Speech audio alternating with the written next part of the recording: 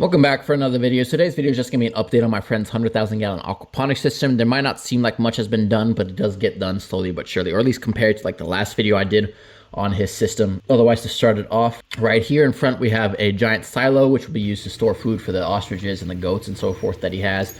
Then there on the right is some filters that I'll go over in a second, and then here on the left is like the main pond area for the ducks, the chickens to drink water, and where like there's be fish in. Basically, it'll be producing waste, which the filters will break down and then supply nutrients to the plants and so forth. So here is going to be 4 radial flow filters. I think it's 4.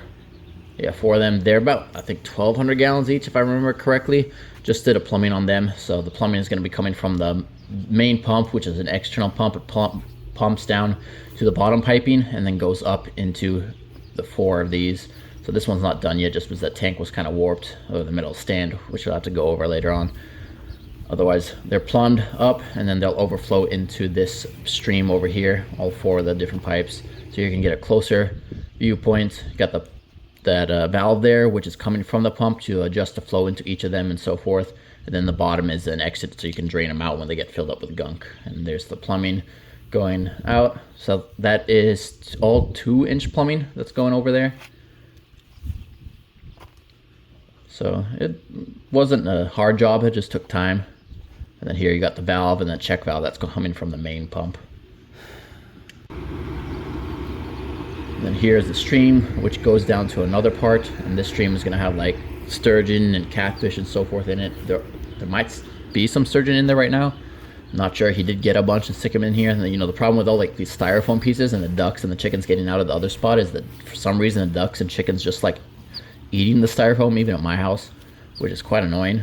You can't notice it in the video, but some of them got like chewed on, and there was like pieces that were just completely destroyed, just with like the chickens and ducks just chew on them for some reason. But as we make it along here, we're going to the main swimming area, or the spot that he'll see when he comes out of the back of his house. Here's some more bog area. There's some bog there on the right. And then, yeah, some more bogs. So there's a lot of filtration on the pond. Those tanks for radial flow filters for solids, and then these bogs are for bacteria to break down fish waste, as well as put plants in there to absorb the fish waste and so forth. So here's the main swimming area. This is about, I think, 40,000 gallons, something like that. It's got a little shelf, and then it goes down to about 8 foot at the deepest spot. Some more bog area on here on the left. Just the water has to go higher. So he had like an issue with this area. So the only part that he actually hired out for someone else to do was the waterfall, which you see here. But they did something wrong when they did it, and the water was going underneath the liner and kind of pushing up the liner itself.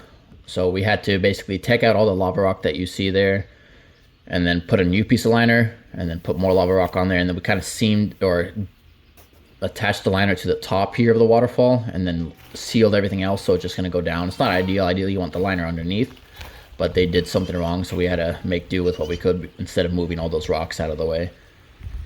And then here, this is the water coming from the other pond at the moment.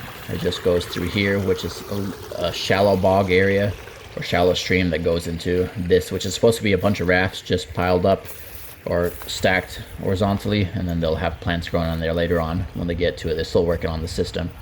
And then over here, as we come along, there's some more fiberglass tanks that are used for growing vegetables, and they're all plumbed up. It's just a matter of turning on the pump and so forth. And here's another stream which is going to be used for sugar cane and so forth. There's some in there, I believe. Yeah, it's kind of brown, but it will grow eventually when it gets warmer. And here's a little Muscovy duck. Still needs some more lava rock as it goes along. So here's some aerial footage. You can see the silo, the filters. There's 4 of them, as I mentioned. The fish pond or the duck pond on the left. The chicken coop was right there. There's some more tanks that are used for other things. Then 2 streams. You can see the one with the rafts and the one with the lava rock, which will be used for growing both for plants. It's I think 100-foot stream. It's quite long. It curves around. From the aerial view, you can really see the design. You got the swimming area bogs, and then the big bog at the top. And then here's from the other side. Almost, I mean, it surrounds about half of the house itself, you can say. Took quite a lot of work, quite a lot of liner, a lot of digging. Well, he used an excavator to do that. Then you got the goats and ostriches and around the pond itself, in the fenced off area.